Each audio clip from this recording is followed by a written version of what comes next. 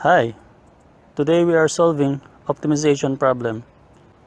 So how to construct an open top box out of 4 meter square cardboard with a square base that holds the maximum volume. Let's say this is our open top box with a square base, and let us denote the height, length, and width as the following. First, we notice that our cuboid has only 5 faces instead of 6.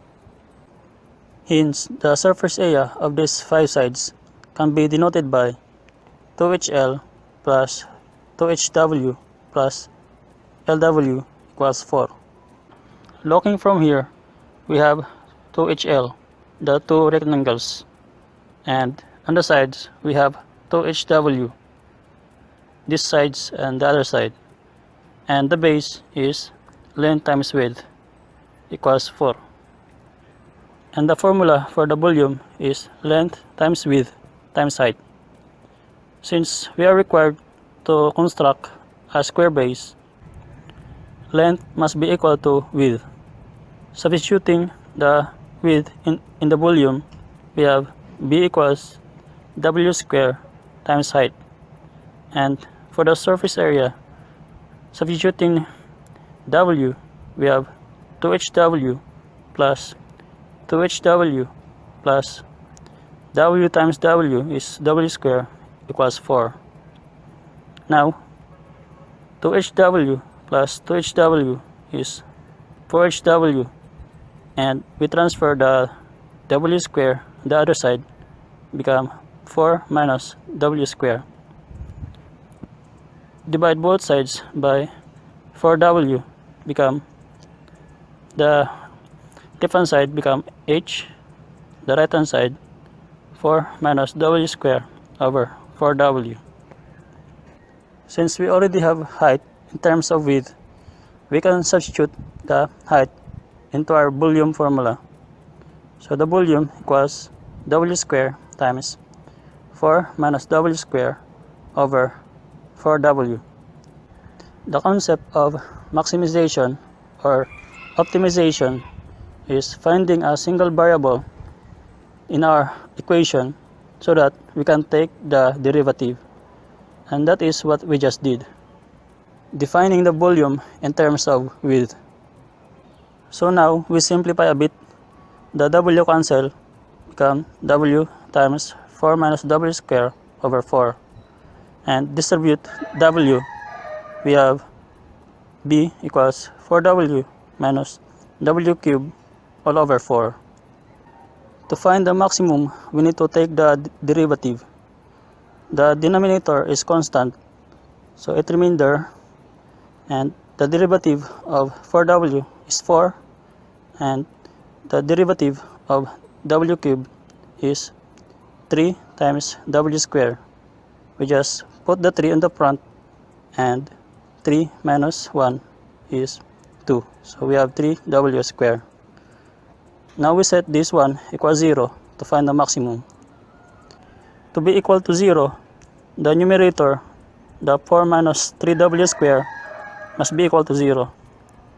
Transferring 4 on the other side and multiplying by negative 1, we have W square equals 4 over 3. And taking square root, we have W equals square root of 4 over 3.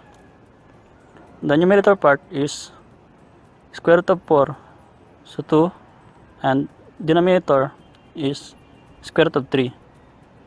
So we don't like the radical under the denominator, so we rationalize by multiplying square root of 3. We have 2 square root of 3 over 3. Since the formula of height equals 4 minus W square over 4W, we can substitute the values of width to find the value of height.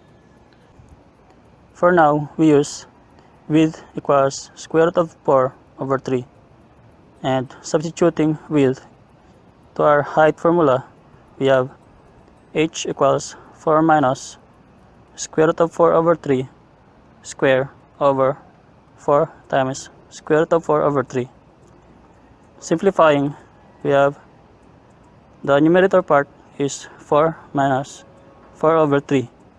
The radical and the square cancel.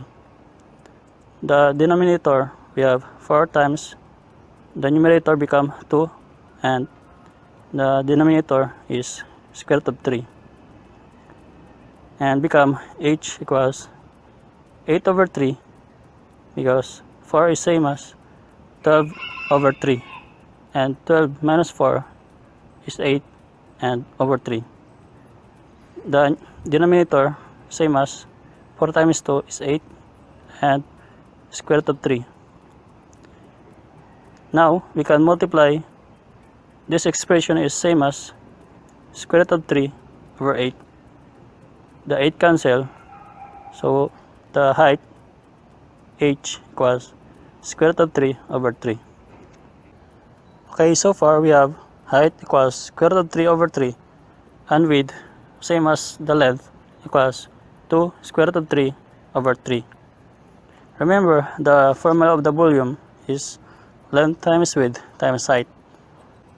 We have volume equals square root of 4 over 3, the length, times square root of 4 over 3, the width, and square root of 3 over 3, the height. So our maximum volume possible, made out of 4 meter square cardboard, is 4 square root of 3 over 9, approximately 0.7698 meter cube, with a dimension of height equals square root of 3 over 3, approximately 0.5774 meter, and width same as length equals 2 square root of 3 over 3, approximately 1.1547 meters. So to construct the maximum volume, we must have the base of 1.1547 by 1.1547 meter, and the height of 0.5774 meters.